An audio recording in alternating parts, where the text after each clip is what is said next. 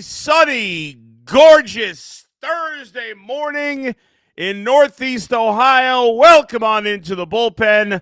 I am your host, Adam the Bull, and I'm thrilled to be back live with you. The first episode of the Bullpen in about 2 weeks.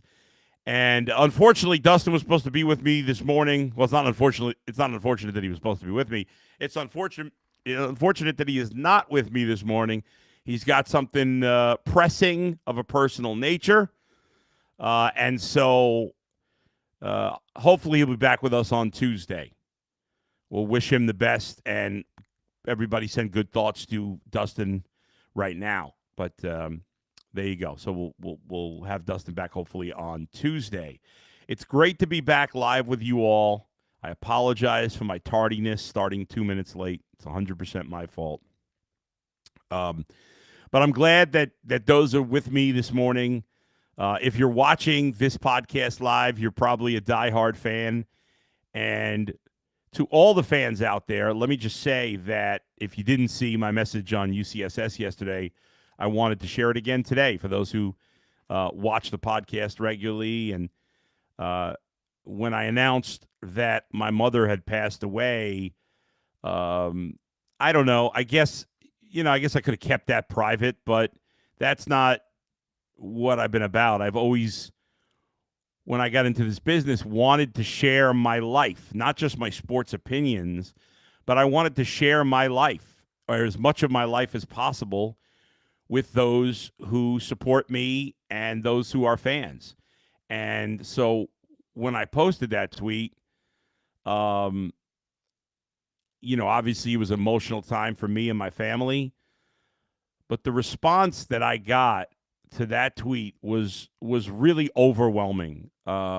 People were so just beautiful in their sentiments. And sometimes things can be so callous and so nasty out there, and I could be callous and nasty plenty of times when it comes to talking sports and arguing and other things out there. But the response I got on social media was so thoughtful, so kind, and it was. I just wanted everybody to know that it was very meaningful to me and my family, but especially to me because I'm the one who is reading it. So thank you, everybody. I did read I obviously didn't get to respond to every message that was sent my way. It was obviously a crazy week, but I did read them all, and I'm just very thankful for all of you that have supported me and have helped make my life and career what it is. So thank you, thank you, thank you. I appreciate it so much. And now let's get back to the lighter side, or what's supposed to be the lighter side, and that's sports. So much like every other religion, and I'm not a super religious person, but I am Jewish, and I'm more culturally, but it doesn't matter. I take pride in that, as others do, in their beliefs, culture, religion, whatever. The reason I bring it up is because in the Jewish religion, for those who know, we sit Shiva. Traditionally, it's 7 days. Most people don't do that at this point, but it's obviously there's equivalent to that in every religion and every culture, right? Whether it's a wake or whatever, and it's a time to not only talk about the person who passed away, but it's also a time for family and friends who haven't seen each other in a while to catch up on life and talk about things that they're interested in. So, in addition to reminiscing about my mother, and actually hearing a couple of stories from older relatives that I hadn't seen in years, which was really nice. But it was also a time to talk sports because people that haven't seen me in a while, they always want to talk sports. They want to know what's going on in Cleveland. They want to get my take on what's going on in New York. And, of course, while I was there, the Cavs, unfortunately, lost to the Knicks, and I didn't get a chance to talk about any of it at the time.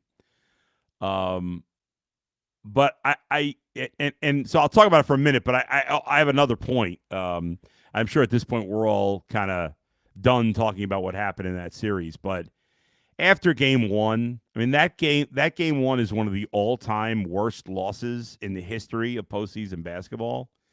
And we'll never know what would have happened if the Cavs had taken care of business and won that game as they should have. I mean, basically everything had to go right for the Knicks, and everything. It was so improbable. I think the Cavs had a 99% chance of winning that game. But they just were never going to recover after that. So who knows what would have happened? But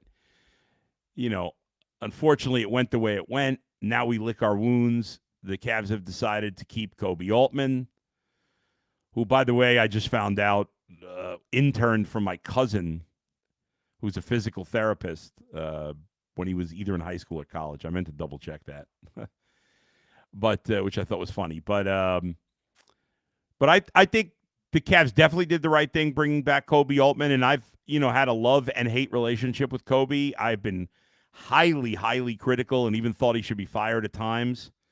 And then I've been complimentary of him as well. I think early in his tenure, he did a bad job. The Kyrie trade was a bad trade. The Kevin Love signing was a bad move. But obviously, he's made a lot of good moves in more recent years. He took a team that after Kyrie was traded and LeBron left, and Kevin Love got old, the Cavs were terrible, and he's built them into what talent-wise is a contender, and they did get to the Eastern Conference Finals. And in a way, they've gotten better every year. Obviously, it's a flawed team that has overall not played well in the postseason. But Kobe's not been afraid to be aggressive. I thought the James Harden move was the ultimate aggressive move, and in the long run, we'll see what happens. And it looks like he's going to opt out and then sign an extension, which cap-wise makes sense for the Cavaliers. But I am good with Kobe getting another chance to tweak this. Now, we could have argued fire the coach or not. He had a terrible series as the Cavs choked away game one. Obviously, the players play. They get most of the blame. But Kenny Atkinson allowing Jalen Brunson to dismantle James Harden play after play after play was embarrassing. The way he handled that game was all-time bad. But while there's certainly much more discussion about changing coaches for this team than there is GM, in the end, I'm fine with Kenny Atkinson returning. I'm not going to say I love it. I'm in. Koby Altman should not be fired. Period. I don't think there's much of an argument to fire him. Kenny Atkinson is an argument. But in the end, how many great coaches are there? What are the odds that if you fire Kenny Atkinson, you can't – it's not great to be changing the coach every couple of years. And Donovan and James liked him, and that means something in the NBA, whether you like it or not. So it's time to retool the roster. The Cavs went pretty much all in on the now when they traded a young Darius Garland, who is a flawed player, and I'm glad they did, for an old James Harden. Now they got to take it a step further and if possible, use Evan Mobley to get Giannis. And a team with Giannis, Donovan, and James, and who knows, maybe LeBron, is old, would be injury prone, and there's a reasonable chance that it won't work, or at least won't work in the playoffs because one or more of those guys will be hurt. However, I don't think the Cavs can win as is. I don't think the Cavs can win with Donovan Mitchell as their best player. Evan Mobley's not going to pass Donovan Mitchell as the best player on the team until Donovan Mitchell's old, and then it won't be good enough anyway. I think most people agree with that. So now's the time. And even though Giannis has been hurt the last couple of years, he's still young enough. You got a year or two. That's about it. James is going to be 37. We'll see. Again, with LeBron, he may only play for one more year. In fact, that's probably likely. I shouldn't say that. He's such a freak that who the hell knows with LeBron. He could probably play 5 years and still be a top 50 player at 45. So we'll see. But I do think the Cavs need to attempt to go all in, and I think they will. I think Koby Altman has showed you that he's not scared. Not afraid to make the big move, take the big chance. Even if it doesn't work out, you can't be afraid to take that chance, and he hasn't been. Another part of the conversation from my time in New York is I had so many people that I hadn't seen in a while, and they were like, how long you been in Cleveland now? And my 15th anniversary as a Clevelander is coming up in about 3 months, which is crazy when I think about how long I've lived here. It's been half of my adult life. Well, not quite half yet, but approaching. But in a couple of years, it'll be half my adult life that I will have been living here. And I couldn't tell people enough times how much I love living here. Not only from a sports perspective, because I'm not just saying this to you folks. I say this to anybody who talks to me about Cleveland. People, and most of the people I spoke to in New York and New Jersey have never been to Cleveland or been here once or twice, But this city and this area is very unique. It's a great sports town in so many ways. Mostly, the biggest way Cleveland is a great sports town is that I would bet, and this is just from personal experience, and obviously I never lived in Detroit or Pittsburgh or, some other good cities, and those are good sports cities too. So Chicago, so is New York, Boston, Philly. But I lived in New York. I spent a lot of time in Chicago and Philly. Not as much time in Boston, but I know the market well. To me, those are the best sports cities in America. New York, Chicago, Boston, Philly, Cleveland, Detroit, Pittsburgh are like near the top to me, professional sports cities, right? But what makes Cleveland unique, and again, it might be the case in Pittsburgh and Detroit too, but it's not in those other cities, is that here we have, I don't have scientific proof of this. This is just kind of word of mouth and my observations, but I think they're pretty accurate. There's no doubt that the percentage of people in Northeast Ohio that care, at least on a casual level, about sports is way higher than the bigger cities. I'm not talking bigger cities like Miami or LA that are mediocre or worse sports towns. I'm talking about good sports town cities. Boston, Philly, New York, Chicago. They're excellent sports cities. Excellent. But although we don't have as many people, we, without a doubt in my mind, have a higher percentage of people that care. Being a Cleveland sports fan is part of who you are. And part of who I am. I'll never forget when I was offered the job on 92.3 The Fan before it even started. It was probably 6 months before it started. And my first reaction, I've told this story before, was not great. I mean, I was excited to have a full-time gig because I was working part-time. But I had never been to Cleveland. I didn't know anything about it. I just heard the bullshit the jokes that people make. And why wouldn't I have bought in at that point? But I'll never forget my last show in New York before I moved to Cleveland. It was in sometime in July of 2011. And Mike Francesa, who also has a podcast here at Bet Rivers, a legend in the business. Mike was the first, along with the Mad Dog, Mike and the Mad Dog in New York. I'm sure some of you know it. Maybe most of you, maybe all of you. That show opened the door for this business. There had been sports talk before that, obviously here in Cleveland and other places, but Mike and the Mad Dog kind of blew the roof off, led by Mike. And in my last show before moving to Cleveland, I'd never even been here. I would visit after this and then eventually move here. But Mike Francesa, he invited me to his office. I was like, wow, I just got off my last show. I wonder what Mike's going to say to me. I had a very, at the time, cordial relationship with Mike. I always liked Mike. I always loved his show and blah, blah, blah. Anyway, Mike brings me into his office, and he goes, Bull, I'm going to try to do my impression of Mike. You may just think it sounds like me. Bull, I got to tell you, I think you're going to do great in Cleveland. You're really good, and Cleveland is a great sports city. And that, even before I moved to Cleveland, started my mind change. First of all, I was feeling very good that Mike had complimented me.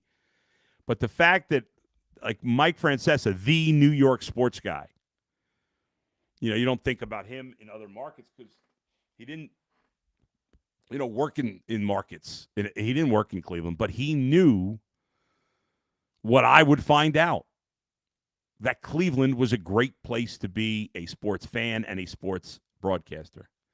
And now as I'll probably wax poetic again when we actually hit my 15th anniversary here. But now that I've been here almost 15 years, I can't imagine being anywhere else. I am a Clevelander. My family is part of the community. We have so many friends. You see my Scorpions hat. It's the team I coach in the Rocky River Westlake Pony League. We got another victory yesterday. We're 4-1 on the young season. Winners of 4 straight. I couldn't be happier. My family couldn't be happier, and now I couldn't imagine working anywhere else. And this is where I plan to work till the end. Somebody asked me, when are you going to retire? I said, retire? I'm getting into my prime right now. I'm not retiring. You folks will tell me when I have to retire, when I start sounding like an idiot on the air. I know what some of you are saying. I already do. But you know what I mean. Anyway, I wanted to get into some other sports things. We talked about the Cavs. Let's talk about the Guardians. A nice win to wrap up the series with Washington yesterday. They'd lost 2 in a row before that, but before that they had been playing absolutely outstanding baseball. With the victory, the Guardians improved to 33-25 on the season. 9 games over is the season high, so they're at 8 games over now. They'll continue the homestand after a day off today. They'll play a 3-game series against the Red Sox, and then go. They got a very tough schedule coming up. Obviously Boston has not played very well. Their schedule is better on paper, but it's still a tough stretch. But it's Boston, Yankees, Texas, Yankees, Detroit, Milwaukee, Houston. That actually is not like crazy tough, but it's tough. You got 6 games with the Yankees, who have been, along with the Guardians and the Rays, the best team in the American League. And you got Milwaukee, who's been sensational, especially lately. Now those games are not for a few weeks. But 6 of those 9 are on the road. You go to the Bronx next week, and then Milwaukee in the middle of June. Obviously, Texas, Boston, and Detroit are way off from where we thought they'd be, especially Boston and Detroit. But it is what it is. I mean, so you got Boston. Tomorrow's game is Slade Ciccone and Brian Bayo. Bayo has been terrible for Boston, although they did pitch well his last time out. And we know what Ciccone's been. He's not been good. He's been up and down. He's been better lately, though. His last 4 starts, 21 2/3. He's given up 7 earned runs. That's pretty good. So it's improving. But he's obviously got a long way to go. Saturday, great pitching matchup. Parker Messick and Sonny Gray. Obviously, we know how good Parker Messick's been. He's continued to pitch outstanding baseball. The numbers on the season just remarkable. A 2.24 ERA, a 1.04 WHIP. I mean, he gets Cy Young votes right now. And then finally, Sunday, to wrap up May, it'll be Tanner Bybee. Tanner had really looked like he was kind of rounding into form against Minnesota. Now, to be fair, those 3 good starts in a row are against some pretty poor offensive clubs right now. Although Cincinnati is fine, but Minnesota and Detroit. He had gone 3 straight starts where he had pitched 22 and 2/3 and allowed 5 runs and just 12 base runners, but he got absolutely demolished against Washington earlier in the week. He gave up 5 home runs. I don't know if he was tipping pitches or what, but that was ugly. And Ranger Suarez will pitch for Boston. He got smoked his last time out against a very good Braves team, obviously, and then the Guards will go on the road after that. But Gavin Williams yesterday continues to do what he does. Gavin's been so good this year. He and Messick have been excellent. Gavin's 8-3 with a 3.07 ERA. He's 4th in the league with 88 Ks. He has a 109 WHIP, which is really good. He had the one really bad start against Minnesota, or two bad starts back to back against Kansas City and Minnesota, where he struggled. And actually it was like really 3 out of 4 games. He had pitched a bad game against Toronto also too. But the Guardians have won all but 2 or 3 of his starts. But he had that stretch where he pitched bad against Toronto, bounced back against Tampa, and then 2 straight bad starts against Kansas City and Minnesota. Outside of that, he's been great. So for the most part, he's been great. Hopefully he's worked through whatever that was. Last 3 starts now, 21 innings, 3 earned runs, just 16 hits and 2 walks while striking out 22. He's been efficient with his pitches. Last 2 starts, 15 innings on just 193 pitches. So I like that. So he's in a good place, and they're in a good place. The division stinks. It's terrible. The White Sox are a game over 500. Kudos to them. I don't buy them as, I thought they'd be better this year. The Royals are a disaster. The Tigers are a disaster. They've combined to lose 15 of their last 20. They're both 12 games under 500. Minnesota is overachieving at 2 games under 500, and so are the White Sox a little bit. Maybe the White Sox finish around 500. Who knows? This is the Guardians division for the taking. They have a great opportunity to get a bye in the first round, hopefully get the top seed in the American League. Obviously, we've got a long way to go. 58 games in, just past the 1/3 point of the season. But as of today, the Guardians sit. They've actually played way more games than the Rays. This is very strange. The Rays have played 53 games, and the Guardians played 58. To have a 5-game differential is weird. But it is what it is. And the Guardians, interestingly, have been balanced. A lot of times, you see a team 8 games over 500, you think, okay, well, they're probably really good at home and average on the road. They're 4 games over 500 at home and 4 games over 500 on the road. They got a plus run differential, which they didn't for most of last year. They've got the 4th best run differential in the American League, the 3rd best record in the American League. And so they're playing really well. I like where the lineup's at. I'm feeling good about that. Kwan's been a little better. Obviously, he's got a long, long, long way to go. But he's been a little better. Kyle Manzardo, slowly, steady improvement here. If they can get Kwan and Manzardo to where they need to be, we're really talking. Travis Bazzana, 2 doubles again. Could have had a home run. He got robbed. A nice play by Wood. It was a really nice play. That would have been gone. We know, Rocchio, DeLauder, Martinez, and even, Jose hasn't had a great season. It's so funny. He's leading the league in steals. He's got 8 homers. He's got 27 ribbies, but we know he could be a lot better. The batting average is way down for him. The slug is down a little bit.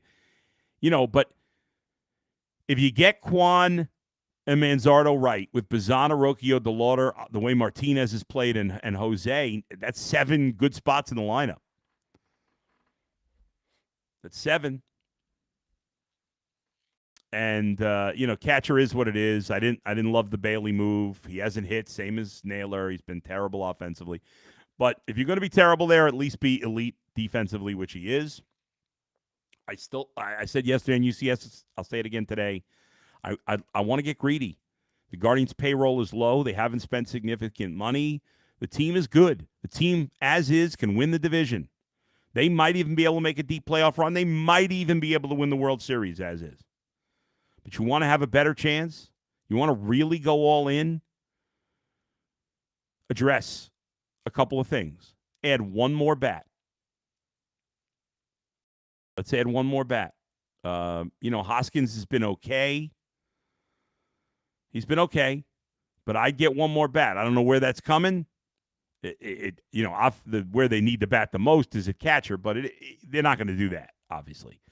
So make it a guy who can play the outfield. Make it a guy who could play outfield and first base. A guy with some versatility, could play a bunch of different positions. Find one more bat. Doesn't have to be a superstar. It just has to be a good major league hitter. Proven veteran. Bring in one veteran, another veteran, not an old one, but a good solid veteran, preferably with some power. Now, the power's up. The Guardians have 56 home runs. It's not bad, but it could be better. I would also like to see the Guardians go get another starter. Again, I'm talking middle back end, the guy who can eat innings, solid guy, not a superstar. Right now I'm feeling really good about Gavin Williams and Messick. I loved Cantillo coming into the season. He is struggling right now. I believe in him. I think he'll right the ship. But there's some issues. His walk rate is through the roof right now. It's a concern. And Bybee's inconsistency is a concern. They need one more guy that could be reliable to put in that mix as a third, fourth starter. Maybe he ends up being the fifth, but think of him as a third, fourth. And then I try to get one more bullpen arm in the mix. A sixth, seventh inning type of guy. To get the lower end starter in a sixth, seventh inning, that's not going to cost you a ton. Spend a little money on the hitter. Spend some prospects on the other things, and let's go. Doesn't have to happen today. It's not crazy. They're playing well. They're in good shape. There's no rush. But we're getting to that time where you'll see more and more trades happening as we transition from May until June. All right, so just some final things, and then I'll read your comments. Browns obviously got all the offseason activities going on right now. I know it's pointless to say this, but ESPN Cleveland with their stupid quarterback tracker is they are doing that for one reason, and that's to bring eyeballs to them, and I'm contributing to that. That anybody that takes that seriously is embarrassing themselves. I don't care if it's good or bad for Deshaun. I don't care if it's good or bad for Shedeur Sanders. I don't care if it's good or bad for anybody. It's an embarrassment to have a quarterback stats on air in practice. It's asinine. It's embarrassing. ESPN Cleveland is embarrassing and should be embarrassed by that. Unfortunately, they're not. So I won't talk about that nonsense. Zach Jackson will be on with me on the UCSS today. We'll get his thoughts on what he's seen with his eyes, not some stupid stats. All right. Thank you all for the nice comments. I know a bunch of you I'm seeing from Creative Juice, from St. Dre, from Zach Huffman, from Mr. Chairman of the Board, from Larry Foss, Last Call, all with some really nice comments. Thank you all for your comments. I really appreciate it. B. Skrills, Dustin, thank you all, guys, and Red Right 88. Russ Clark says, is the reason MLB simply can't use the pitch tracker for all balls and strikes because the umpires union? I don't know. I don't think they want to do that for all balls and strikes. I think we're seeing from the ABS overall the umps are doing a great job. Mr. Chairman of the Board, does anyone have any updates on Emmanuel Clase? And Luis Ortiz is the other pitcher, Mr. Chairman of the Board. There have been no updates recently, but those guys are probably never going to play again. Austin Collins, great year to swing a big move. I agree. Ruthless Pope, Bull, who do you predict the Guardians trade at the deadline, and who do you think they would pick up? Let me table that for tomorrow, because I need to think about it more. I'm diving now into the trade deadline and starting to think about guys. We'll have an Ultimate Cleveland Guardian show tomorrow at 8:30 in the morning. Also tomorrow, Herm Edwards, legendary NFL coach, will be with me in the bullpen tomorrow, so check that out. Austin Collins would love Joe Adell or Christian Walker. I mean, Joe Adell is fascinating. I'm not sure how the Angels feel about that. They'd probably have to give up a lot. Interesting. I'm going to start looking at all the names on the teams that I think. Yeah, Mike Trout would be amazing. I don't know how you make a Mike Trout trade. I don't know how you do it. He's so good, but also injury prone. It's going to be fascinating. I'll dive more into that. Zach and I talked about it a little bit.